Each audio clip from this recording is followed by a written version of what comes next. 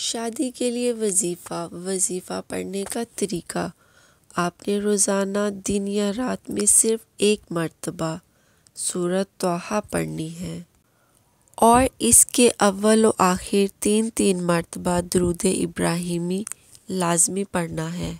اب اس عمل کو وہ بچہ یا بچی بھی کر سکتے ہیں جن کے رشتے کا مسئلہ ہے، یا پھر ان کے لیے ان کے والدین یعنی والد یا پھر والدہ بھی پڑھ سکتے ہیں۔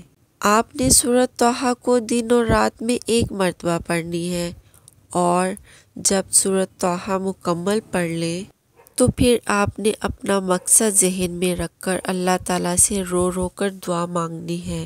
انشاءاللہ بہت جلد ایک اچھا رشتہ آپ کے دروازے پر دستک دے گا۔ اس عمل کو آپ نے اس وقت تک جاری رکھنا ہے جب تک کوئی اچھا رشتہ نہیں آ جاتا۔ جب رشتہ آ جائے تو آپ نے وظیفہ کو چھوڑ دینا ہے۔ وظیفہ پڑھنے سے متعلق ضروری ہدایت: وظیفہ کسی بھی فرض نماز کے بعد کیا جا سکتا ہے۔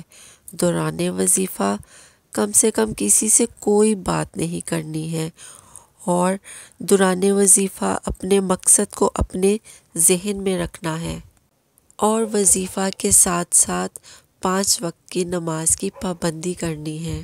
شادی کے لیے چند اور وظائف: ہر فرض نماز کے بعد یا لطیفو یا حلیمو 341 بار ورد کیجیے۔ روزانہ 500 مرتبہ اللہ الصمد پڑھ کر دعا کریں۔ اِنَّا فَتَحْنَا لَكَ فَتْحًا مُبِینًا الفتح آیت۔ فجر یا کسی بھی فرض نماز کے بعد حضور قلب سے 41 بار اس آیت مبارکہ کا ورد کیجیے۔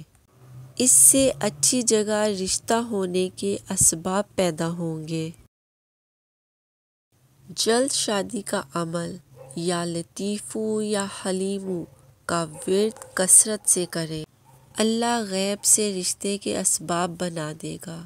رشتوں میں ہر قسم کی رکاوٹ دور کرنے کے لیے لاجواب عمل ہے۔